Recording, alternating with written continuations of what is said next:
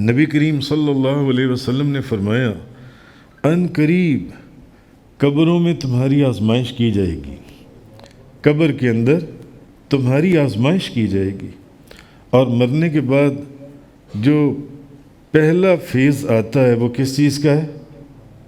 مرنے کے بعد قبر کا۔ سب سے پہلے آپ نے قبر میں جانا ہے جن سے، تو حضور نے فرمایا کہ ان قریب قبروں میں تمہاری آزمائش کی جائے گی جو دجال کے فتنے کے مثل ہوگی یا دجال کے فتنے کے قریب تر ہوگی۔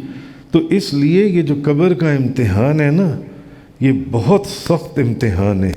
نبی کریم صلی اللہ علیہ وسلم نے فرمایا جو دجال کے فتنے کے یا تو مثل ہوگی یا دجال کے فتنے کے قریب ترین ہوگی۔ اور جنہوں نے حدیث میں دجال کی معاملات پڑھے ہیں وہ جانتے ہیں کہ وہ فتنہ کیسا ہے، کہ نبی کریم صلی اللہ علیہ وسلم نے دعا فرمائی ہے کہ وہ وقت ہمیں دیکھنا نصیب نہ ہو۔ دجال کا فتنہ ایسا بھیانک اور خوفناک فتنہ ہے جو ان سے، تو قبر کے اندر حضور نے فرمایا جو دجال کے فتنے کے مثل ہوگی یا دجال کے فتنے کے قریب ہوگی، تو قبر کا امتحان بہت سخت ہے، جہاں منکر نکیر آئیں گے اور سوال کریں گے اور ہمیں وہاں جواب دینا ہوگا۔ اور